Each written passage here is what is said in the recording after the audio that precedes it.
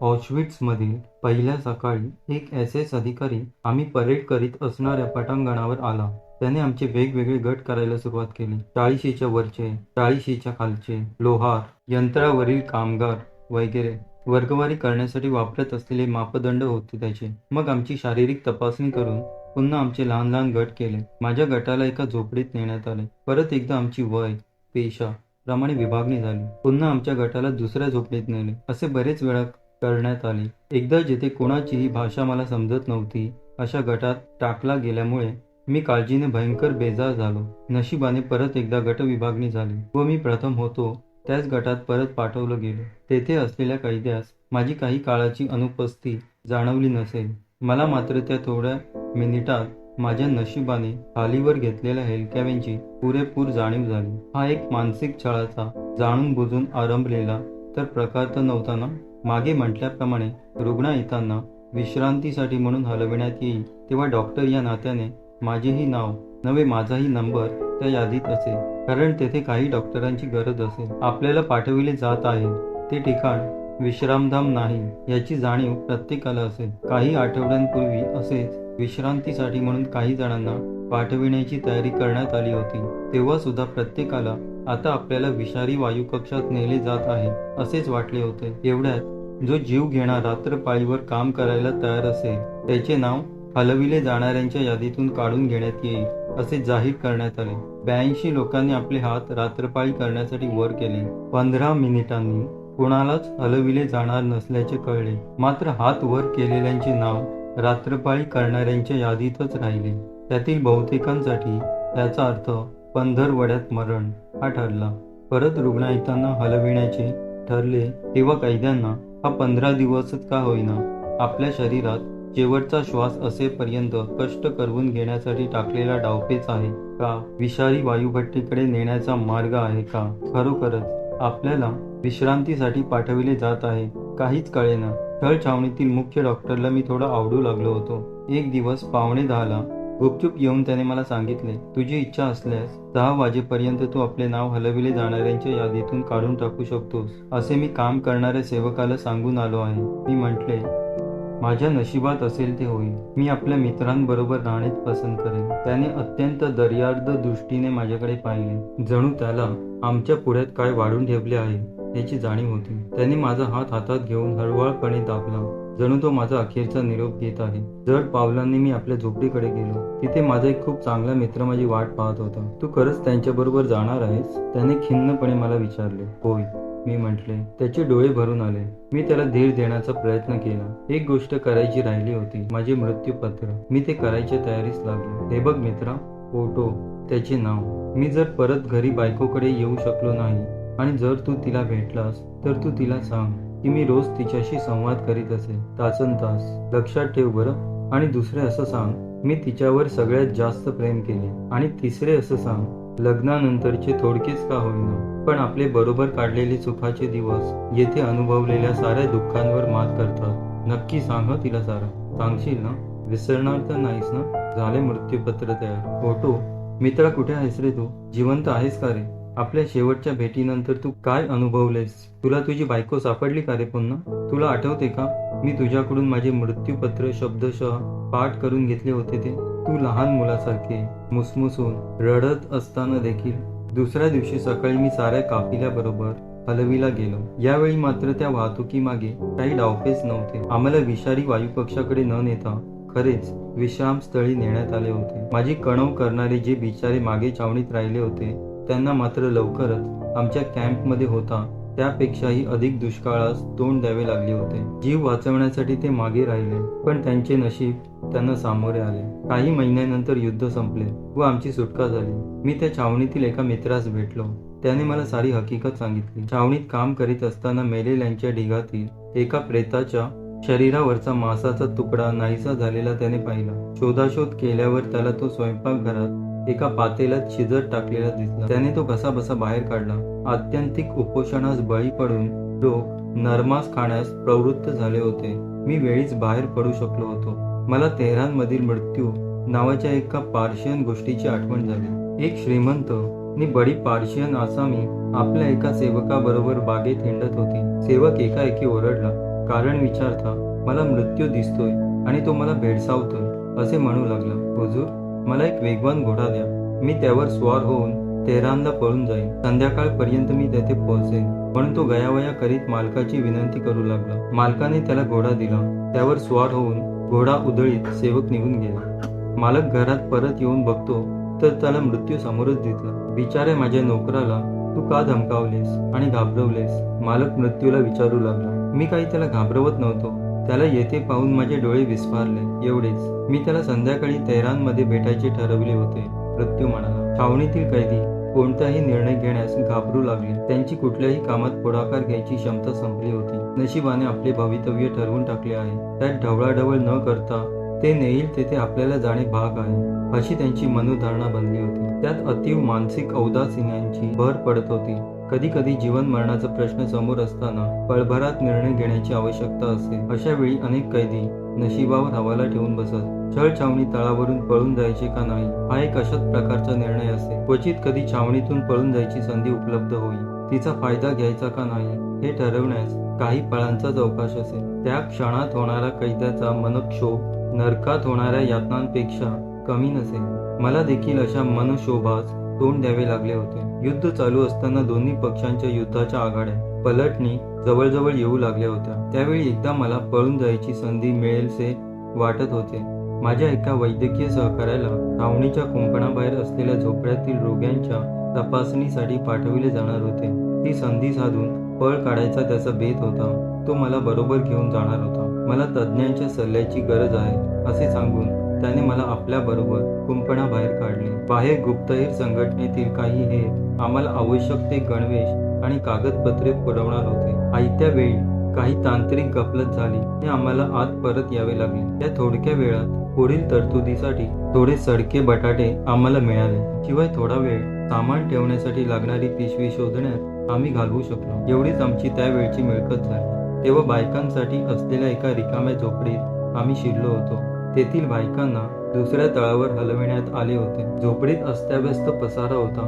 अनेक बायकांनी तेथे ढाड घालून तेथील सामान पळविल्याची लक्षणे जागोजाग दिसत होती. चिरगुटे, वाळके गवत, नासके अन्न, काचीच्या बशा नि वाडग्यांचे फुटके तुकडे असे सारे सभोवार पसरले होते. एक दोन सुशिक्षित असलेले वाडगे पण तेथे होते. ते आमच्या कामी येऊ शकले असते. आम्ही ते न नेण्याचे ठरविले.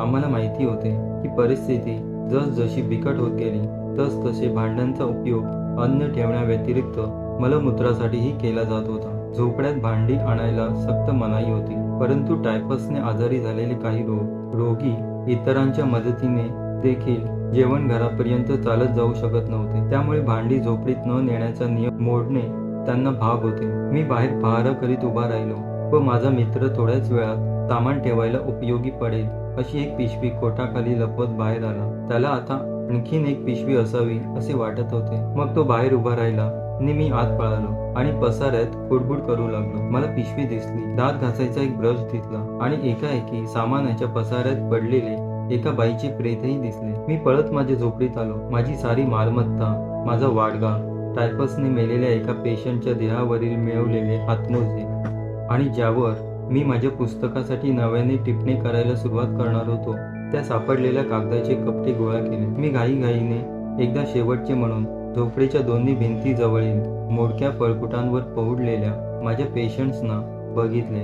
त्यात माझा एकुलता एक देश बांधव होता. मी पेशंट्सना बघत त्यांच्या जवळ आलो. अत्यंत आजाराने पछाडलेला, मरणासन्न असलेला त्याचा जीव वाचविणे हे मी माझे ध्येय बनविले होते. पळून जाण्याच्या माझ्या प्रयत्नांची व्याख्याता करणे मला शक्यच नव्हते. तरी देखील काहीतरी चालले आहे हे त्याला कळले असावे असे मला वाटले. कदाचित माझ्या हालचालीतील अस्वस्थता त्याने जाणवली असावी. अत्यंत थकलेल्या आवाजात त्याने मला तू पण सुटून जाणार ना म्हणून विचारले. मी त्याला ठाम नकार दिला. त्याच्या दुःखार्ध नजरेस नजर देण्याचे धैर्य मला झाले नाही. सगळ्या पेशंट्सना बघून झाल्यावर मी पुन्हा त्यांच्या जवळ आलो. निराश नजरेने त्याने माझ्याकडे बघितले. का कुणास ठाऊक, पण मला आरोपीच्या पिंजऱ्यात बसल्यासारखे वाटले. मित्राबरोबर पळून जाण्याच्या बेतास संमती देताना ज्या अस्वस्थ करणाऱ्या भावनेने मला ग्रासले होते तीच भावना मला पुन्हा तीव्रतेने जाणवू लागली. तिने माझ्या मनाचा पगडा घेतला. शेवटी मी आपले नशीब आपल्या हातात घेण्याचा निर्णय घेतला. धावत बाहेर येऊन माझ्या मित्राला, मी पेशंटना सोडून तुझ्या बरोबर पळून जाऊ शकत नाही. असे सांगितले. या निर्णयाची वाच्यता करता क्षणी माझे दुःख निमाल्याची जाणीव मला झाली. पुढे काय वाढून ठेवले आहे याची मला कल्पना नव्हती, परंतु त्या क्षणी पूर्वी कधीही न अनुभवलेल्या मनशांतीचा प्रत्यय मला आला. रुग्णाहितांच्या झोपडीत परत येऊन मी माझ्या देशबांधवांच्या पायथ्याशी बसून त्याला धीर देत राहिलो. नंतर मी इतर भ्रमिष्ठावस्थेत असलेल्या रोग्यांशी बोलून त्यांना शांत करण्याचा प्रयत्नाला लागलो. शेवटी युद्धाच्या अखेरचा दिवस उजाडला. युद्ध सीमा जवळ येऊन ठेपल्या तसतसे बहुतेक साऱ्या कैद्यांना इतर तळावर हलवण्यात आले होते. छावणीतील अधिकारी, कापूस, स्वयंपाकी सारे पळून गेले होते. त्या दिवशी संध्याकाळच्या आत कॅम्प रिकामा करण्याची आज्ञा दिली गेलेली होती. उरलेले कैदी, रोगी, डॉक्टर्स, नर्सेस साऱ्यांना कॅम्प सोडण्याच्या आज्ञा झाल्या होत्या. त्या रात्री छावणीस आग लावण्यात येणार होती. दुपार झाली तरी रोग्यांना वाहून नेणारे ट्रक्स आलेले नव्हते. एकाएकी छावणीची दारे बंद करण्यात आली आणि कोणी पळून जाऊ नये म्हणून काटेरी कुंपणावरचा पहारा वाढला. बहुधा उरलेले कैदी आणि रुग्णांसह छावणी जाळून टाकायचा त्यांचा डाव असावा. मी व माझ्या मित्रांनी पुन्हा पळून जायचा बेत रचला. छावणीतील 3 प्रेते कुंपणाबाहेर नेऊन पुरून टाकण्याची आज्ञा आम्हाला देण्यात आली होती. हे काम करण्यास लागणारे बळ अंगात असणारे असे आम्ही दोघेच उरले होतो. बाकी बहुतेक सारे जण तापाने पणपणलेले, भ्रमिष्ठावस्थेत असलेले असे होते. त्यांना काही थोड्या अजून वापरल्या जात असणाऱ्या झोपड्यात ठेवले होते. पहिल्या प्रेताबरोबर माझ्या मित्राची पिशवी बाहेर नेऊन कपडे धुण्यासाठी वापरत त्या टबात लपवायची. दुसऱ्या प्रेताबरोबर माझी पिशवी न्यायची आणि तिसरे प्रेत बाहेर नेले की पळ काढायचा असा आमचा बेत होता. पहिल्या 2 फेऱ्या आखलेल्या बेताप्रमाणे पार पडल्या. तिसरे प्रेत न्यायच्या आधी माझा मित्र आम्हाला रानात लपून बसले असताना खायला लागणाऱ्या पावाच्या तुकड्यांच्या शोधाला लागला. मी वाट पाहत होतो. मिनिटे गेली आणि तो परतला नाही. तशी माझी अस्वस्थता वाढू लागली. 3 वर्षाच्या कैदेच्या भयंकर अनुभवानंतर मी सुटकेची स्वप्ने आतुरतेने पाहत होतो. युद्ध रेषेपर्यंत पळून जाऊन अमेरिकन किंवा ब्रिटिश सैन्याकडे जायला जमले तर काय मजा येईल अशी स्वप्ने पाहण्यात मी दंग होतो. पण ती वेळ आली नाही. माझा मित्र परतला आणि त्या क्षणी छावणीचे कवाडे धाड धाड आवाज करीत उघडली गेली. पांढऱ्या रंगाची लाल क्रुसाची खूण असलेली एक चकचकीत नवी गाडी हळूहळू आम्ही कवायत करीत असू त्या मैदानावर छावणीतील पटांगणाकडे सरकू लागली. जिनेव्हातील आंतरराष्ट्रीय रेड क्रॉसचे प्रतिनिधी आमच्यापर्यंत येऊन पोहोचले होते. आता पूर्ण छावणी आणि आम्ही सारे कैदी त्यांच्या संरक्षणाखाली होतो. काही आणीबाणीची परिस्थिती आली तर जवळच असावे या हेतूने त्यांनी छावणी जवळील एका घरात डेरा दिला. आता पळून जायची गरज उरली नव्हती. गाडीतून औषधांचे खोके खाली उतरवले गेले. आम्हाला सिगारेट वाटल्या गेल्या. कॅमेरे आमचे फोटो काढत होते. आमच्या आनंदाला भरते आले होते. आता युद्ध रेषेकडे पळण्याचा धोका पत्करण्याचे कारण उरले नव्हते. या धुमश्चक्रीत आम्ही तिसरे प्रेत बाहेर नेऊन पुरायला पार विसरून गेलो होतो. शेवटी आठवण झाली तेव्हा आम्ही ते बाहेर नेले आणि बाहेर खणून ठेवलेल्या खड्ड्यात पुरले. आमच्या बरोबरचा पहारेकरी एकाएकी आमच्याशी सौजन्याने वागू लागला. युद्धाचे रंग पालटू लागल्याचे त्याच्या लक्षात आले. आता त्याला आमच्या सदिच्छांची गरज भासली. मृतांच्या देहावर माती घालण्याआधी त्याच्यासाठी केलेल्या आमच्या प्रार्थनेत पहारेकरी देखील सामील झाला. मागील काही दिवसांचा आणि तासांचा ताण संपत आला होता. मृत्यूबरोबर नित्य नवी शिवाशिवी खेळण्याचा काळ संपला होता. शांतीसाठी आमच्या प्रार्थनेच्या शब्दातील कळकळ व आर्तता मानवाने केलेल्या कुठल्याही प्रार्थनेहून अधिक भावपूर्ण व श्रद्धामय असावी. छावणीतील आमचा तो शेवटला दिवस स्वातंत्र्याची अपेक्षा करण्यात गेला. आम्ही आनंद सोहळा वेळेआधीच साजरा केला होता. साऱ्या करार मदारांवर आवश्यक असलेल्या सह्या झालेल्या होत्या. आता कॅम्पमधून कोणालाही हलविले जाणार नाही असे रेड क्रॉसच्या प्रतिनिधींनी आम्हाला सांगितले होते. परंतु त्या रात्री SS ट्रक्स घेऊन आले. त्यांनी कॅम्प रिकामा करायच्या आज्ञा दर्शवणारी कागदपत्रे बरोबर आणली होती. साऱ्या कैद्यांना मध्यवर्ती असलेल्या तळावर नेण्यात येईल. तेथून 48 तासात त्यांना स्वित्झर्लंडमध्ये नेले जाईल. स्वित्झर्लंडमध्ये युद्ध कैद्यांची अदलाबदल करण्यात येईल असे त्यांनी आम्हाला सांगितले. SS अधिकाऱ्यात आता ओळखू न येण्याइतका बदल झाला होता. अत्यंत स्नेहपूर्ण आवाजात ते न घाबरता ट्रक्समध्ये बसा म्हणून आम्हाला गळ घालत होते. तुम्ही तुमच्या सुदैवाबद्दल देवाचे आभार मानायला हवे असे आम्हाला सांगत होते. ज्यांच्यात शक्ती होती ते स्वतःहून आत चढले व आजारी असलेल्यांना उचलून ट्रक्समध्ये ठेवण्यात आले. मी व माझा मित्र आता उघडपणे पिशव्या हातात घेऊन घोळक्याच्या मागे उभे होतो. आमच्यातील 13 जणांना शेवटून दुसऱ्या नंबरच्या ट्रकमध्ये बसवण्यात आले. छावणीतील मुख्य कैद्याने आवश्यक असलेल्या आकड्यांची पूर्ती केली. त्याने आम्हाला वगळले. आम्हाला मागे राहावे लागले. आम्ही आश्चर्यचकित झालो, चिडलो, निराश झालो. मी त्याला दोष देऊ लागलो. मी थकलोय, माझे लक्ष राहिले नाही, असे म्हणत तो बाजूला झाला. मला वाटले की तुम्ही अजूनही पळून जाण्याच्या विचारात आहात, असेही म्हणाला तो. पाठीवर पिशव्या टाकून अधीरतेने आम्ही उरलेल्या काही कैद्यांबरोबर शेवटल्या ट्रकची वाट पाहत खाली बसलो. खूप वेळ वाट पाहून शेवटी आम्ही पहारेकऱ्यांनी रिकाम्या केलेल्या त्यांच्या खोलीत गाद्यांवर जाऊन झोपलो. मागील काही दिवसात आणि तासात आशा निराशेच्या हिंदोळ्यावर हेलकावून आम्ही गलित गात्र झालो होतो. कपडे आणि जोड्यांसहित निघण्याच्या जय्यत तयारीत आम्ही झोपेच्या अधीन झालो. बंदुकांच्या अन तोफ गोळ्यांच्या आवाजाने आम्हाला जाग आली. वेध घेणाऱ्या गोळ्यांचा लखलखाट आणि बंदुकांच्या गोळ्यांच्या फैरी झोपडीत शिरल्या होत्या. मुख्य डॉक्टरने धावत येऊन आम्हाला जमिनीवर आडवे पडा म्हणून सांगितले. एका कैद्याने वरच्या बर्थवरून जोड्यांसकट खाली उडी मारली ती नेमकी माझ्या पोटावर. आता मला खाडकन जाग आली व काय चालले आहे ते लक्षात आले. युद्धाच्या फळ्याच आमच्या दारापर्यंत येऊन पोहोचल्या होत्या. पहाट झाली. बंदुकांच्या फैरी थांबल्या.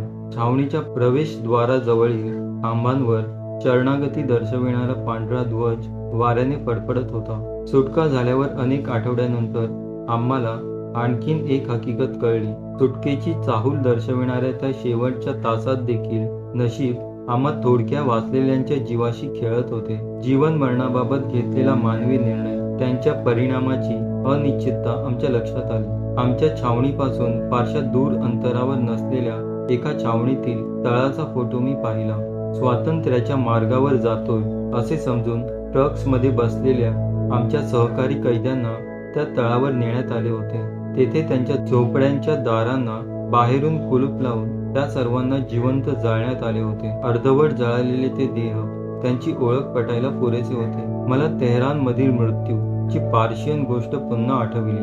औदासीन्य हे मानसिक संरक्षणासाठी उपयोगी तर होतेच, पण अतीव उदासीनतेची इतरही काही कारणे होती. भयंकर प्रमाणातील कुपोषण आणि उपोषण, रोजचा झोपेचा अभाव यामुळे नैराश्यात भर पडे. त्यामुळे साऱ्यांची चिडचिड देखील होई. तळांवरील झोपड्यात कैदी ठासून भरलेले असत. तशात आरोग्यासाठी लागणाऱ्या सोयींचा संपूर्ण अभाव असल्याने आमच्या झोपड्या किडे, मुंग्या, जंतू या सर्वांसाठी आदर्श वसतिस्थान बने. त्यांचा अंगावर भडीमार होत असताना स्वस्थ झोप लागणे अशक्यप्राय होईल. कॉफी, सिगारेट्स असे कुठलेही उत्तेजक पदार्थ आम्हाला मिळत नसत. सगळीकडे निराशा आणि चिडचिड हेच आढळून येईल.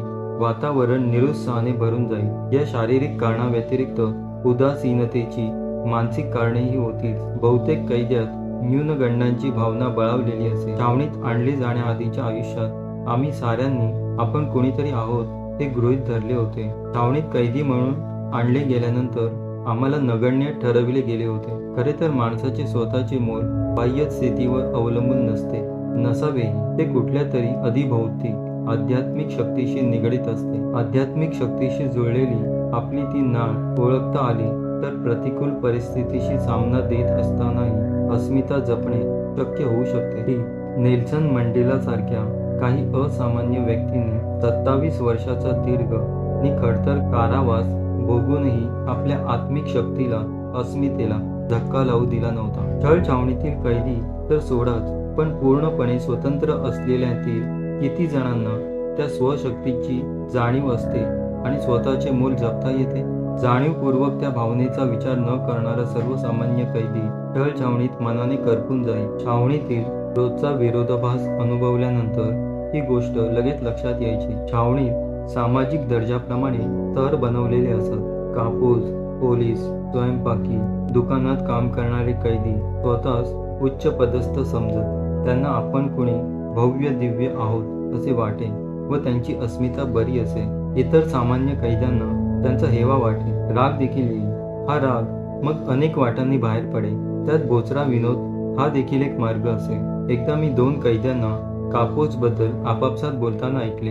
एक दुसऱ्याला सांगत होता, बघितलेस ना गड्या, तो ना चांगल्या मोठ्या बँकेचा सर्वोच्च पदाधिकारी होता.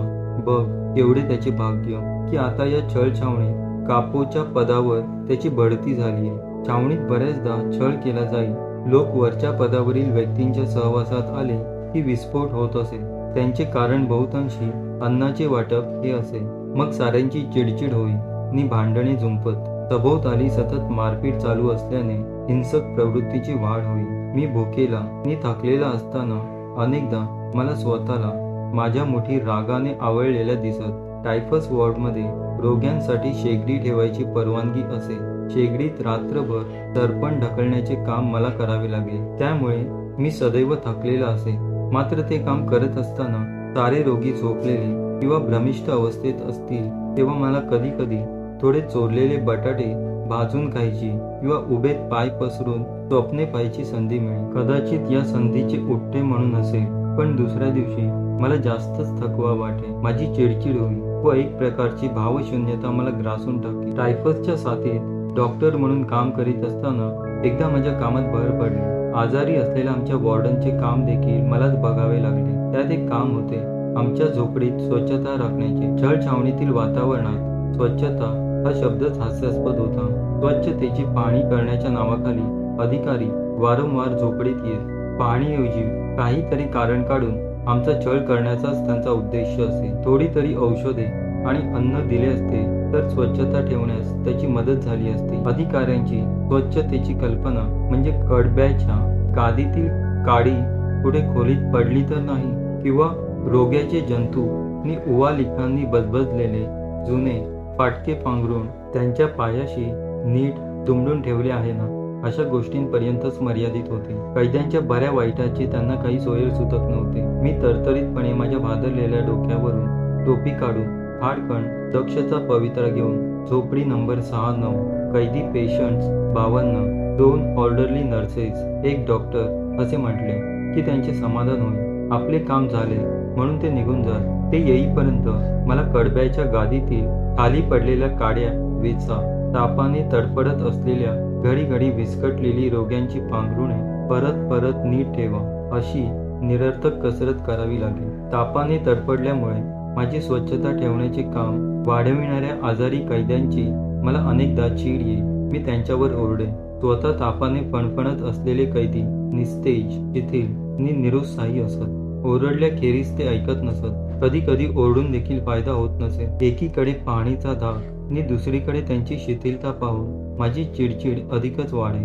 त्यांच्या अंगावर हात टाकण्यापासून स्वतःला परावृत्त करण्यासाठी तेव्हा मला विलक्षण निग्रह करावा लागेल. छावणीत वातावरण, त्याचा कैद्यांवर येणारा शारीरिक आणि मानसिक ताण, त्यामुळे सर्वांच्या वागणुकीवर होणारा परिणाम, या सगळ्यांचे मी केलेले वर्णन वाचून कदाचित तुम्हाला वाटेल की माणूस सर्वस्वी भोवतालच्या वातावरणांच्या, विशेषत जिथे कैद्याला आपली वागणूक बदलत्या परिस्थितीनुसार पदोपदी बदलावी लागेल अशा छळ छावणीतील अस्थिर वातावरणाच्या अधीन असतो.